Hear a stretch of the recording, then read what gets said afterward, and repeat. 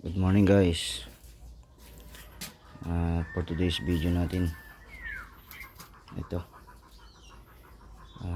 tayo nagtatambak dito pa rin sa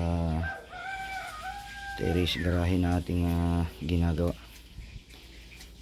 So bali hindi natin masyadong masikaso ngayon itong ating ginagawang terrace sapagkat tayo laging busy sa araw-araw nating trabaho at kung minsan paghapon hindi na rin tayo nakakagawa dahil tayo pagod. So bali ngayong umaga maaga tayong gumising at kahit papano masimulan naman nating tambakan itong terrace garahe na ating ginagawa para ito ating maploringan na sa susunod na araw. Ayan. So galing itong panambak na ito doon sa kabilang bahay, doon sa bahay na aking ginagawa. Maganda kasi itong lupang panambak na ito dahil ito'y pag naitambak mo ito yung nabasa, nadiligan mo siya na compact, matagal matuyo guys ang basa niya at saka maganda siya pag nasinsin, sobrang tigas niya, hindi kumpara sa yung mga panambak na putik na nanggagaling sa mga dinidevelop na mga bundok. Mas maganda itong lupa dito sa mga nahuhukay na septic tank. Yan, so bali ito galing kasi ito sa hinukay ko na septic tank. So bali hinakot namin kahapon ng aking bayaw, dinala namin dito, sinako-sako namin. Yan, so bali ngayong umaga din tatambak tayo at pagkayari nyan didiligan natin yan and then lalagyan din natin ng ganon graba.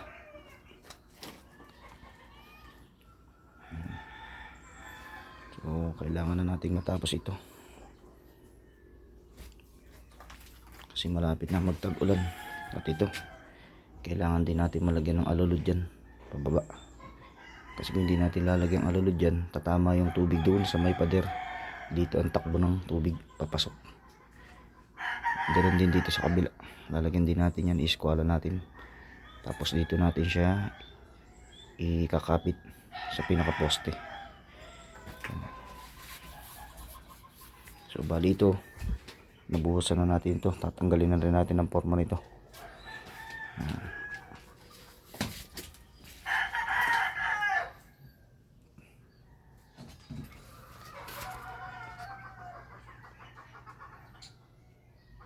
So bali ito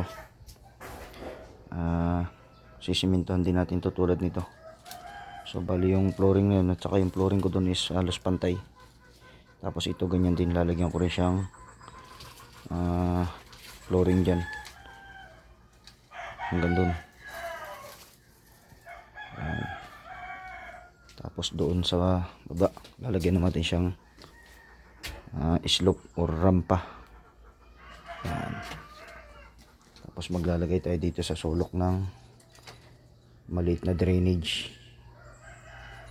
Yan, para dito sa ating open canal palabas doon.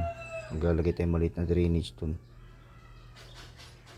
Yan, para doon tatapon yung tubig na nanggagaling doon sa likod bahay. Saka hindi siya masyadong magbabaha. So bali kasi itong ating bombahan, nilagyan ko kasi siya maliit na drainage doon, yun, para hindi siya nagbabaha dito. So kusa naman siya natutuyo din pagkan. So bali pagka yan ay sobrang puno, idinidilig-dilig naman dito sa mga halaman sa paligid. Ayan.